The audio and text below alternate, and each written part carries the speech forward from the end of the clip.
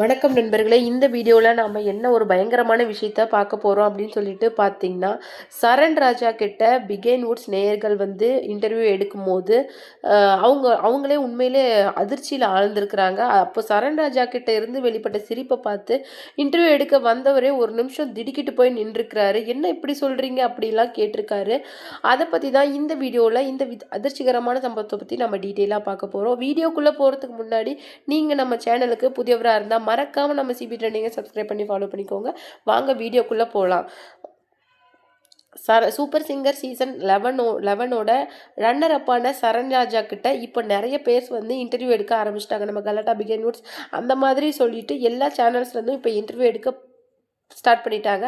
அதில் வந்து began Woods நேயர் வந்து இன்டர்வியூக்கு வரும்போது அவங்க என்ன சொல்லியிருந்தாங்க அப்படின்னு சொல்லிட்டு பார்த்தீங்கன்னா, இந்த மாதிரி ஒரு இடத்துல இருந்து உங்களால் எப்படி இன்னைக்கு ஒரு அவ்வளோ பெரிய ரியாலிட்டி ஷோவில் இன்னைக்கு ரன்னரப்பாக இருக்க முடிஞ்சது அப்படின்னு சொல்லிட்டு அவர்கிட்ட கேட்கும்போது, நான் வந்து ஃபஸ்ட் டைம் உள்ளே அடியெடுத்து வைக்கும்போது எந்த விதமான எனக்கு வந்து எண்ணமும் கிடையாது. இதில் ஜெயிக்கணும், நான் டைட்டில் வின்னர் ஆகணும், அந்த மாதிரிலாம் எதுவுமே நினைக்கல. என்கிட்ட ஒரு விஷயம் இருக்குது, அதை இந்த உலகத்துக்கு நான் வெளிப்படுத்தணும் அப்படி நினச்சி தான் வந்தேன்.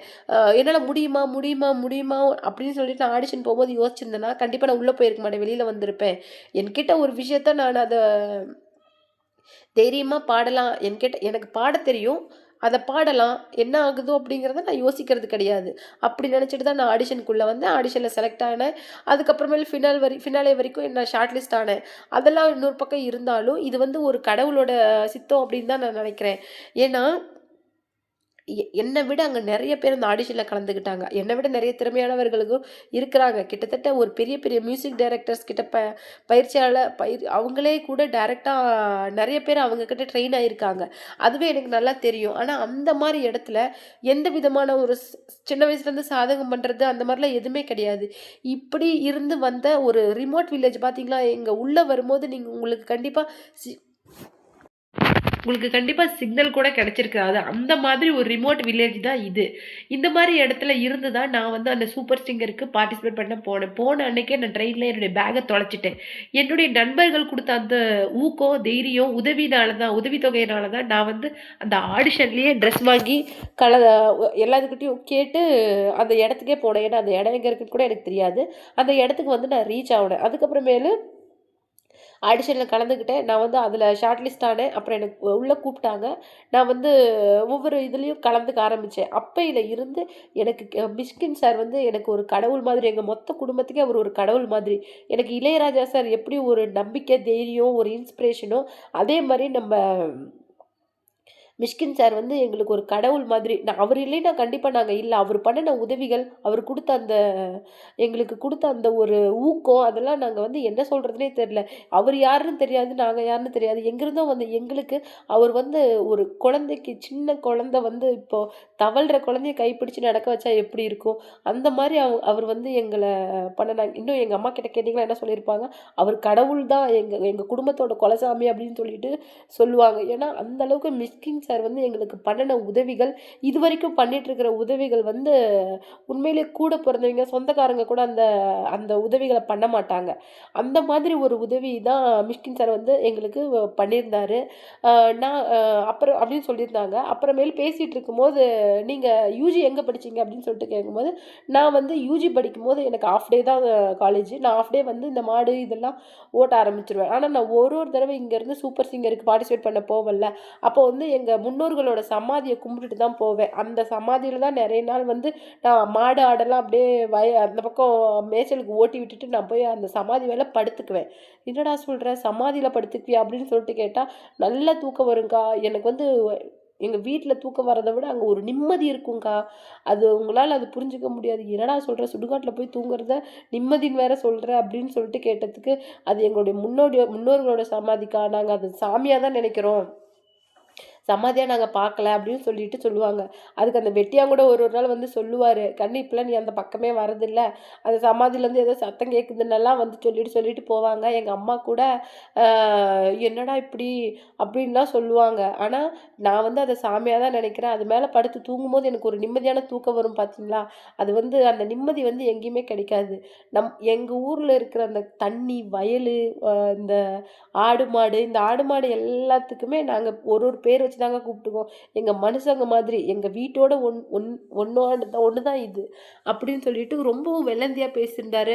அப்பேற்பட்ட ஒரு பப்ளிக் ஒரு ஒரு ரியாலிட்டி ஷோவோட ரன்னர் அப் ஒரு எந்த விதமான ஒரு தலக்கணமும் இல்லாம, சாதாரணமா இந்த பட்டைய பத்தி கேட்டதுக்கு என்ன சொன்னாரு அப்படின்னு சொல்லிட்டு பார்த்தீங்கன்னா, இந்த இந்த பட்டை கூடக்கா நான் போட ஆரம்பிச்சதுலருந்து எல்லாரும் சின்னூண்டு நவுண்டு வச்சுட்டு போவாங்க. எனக்கு வந்து இது பட்டையா போட்டா தான் பிடிக்கும். எனக்கு வந்து சரண்னா அப்படித்தான் இருப்பான். அப்படிங்கிற மாதிரி எனக்கு ஒரு இதா வந்துருச்சுக்கா. எனக்கு இந்த பட்டை போடுறது நான் கடவுளே ஒரு ஒரு துணையா கூட இருக்கிற மாதிரி எனக்கு ஒரு நம்பிக்கை இருக்கும்க்கா அப்படின்னு சொல்லிட்டு சொல்லும்போது, அ ரொம்பவும் ஒரு ஆச்சரியமா இருக்குது சரண். நீங்க சொல்ற அந்த ஒரு ஒரு வார்த்தையும் கேட்கும்போது, இன்னைக்கு சென்னை மாரி அவ்வளோ பெரிய சிட்டியில இல்லாத ஒரு நிம்மதி, ஒரு அமைதி வந்து எனக்கு இந்த இடத்துல கிடைச்சிருக்குது அப்படின்னு சொல்லிட்டு அவங்க சொல்லியிருந்தாங்க. இதில இன்னொரு முக்கியமான விஷயம் என்னன்னு சொல்லிட்டு பார்த்தீங்கன்னா, இதுக்கு மேல மலேசியாவுல வந்து நடக்க போற ஒரு ஈவென்ட்டுக்கு வந்து நம்ம சரண்ராஜா கலந்துக்க போறாரு அப்படிங்கிறது தான் இப்போ வந்து ஒரு சந்தோஷமான நியூஸ் வந்து அவங்க வீட்ல. ஏன்னா, எங்க அம்மா வந்து அடிக்கடி சொல்லுவாங்க, எங்களுக்கு கிடைக்காதது நாங்க பார்க்காததெல்லாம் எங்க பசங்க அனுபவிக்கும்போது எங்களுக்கு சந்தோஷமா இருக்கு அப்படின்னு அடிக்கடி அம்மா சொல்லுவாங்க. ஆனா, அம்மாக்கு வந்து மேலுக்கு முடியலக்கா. ரொம்ப நாளாவே வயல் வேலைக்கு, காட்டு வேலைக்குலாம் போவாது. ஆனா, ரொம்ப கஷ்டப்பட்டு போனாலும் அங்க போய் மயக்கம் போட்டு விழுந்துரும். அங்க கூட்டிட்டு வந்துருவாங்க. அப்படி அம்மாக்கு அடிக்கடி மேலுக்கு முடியாத போயிரும்.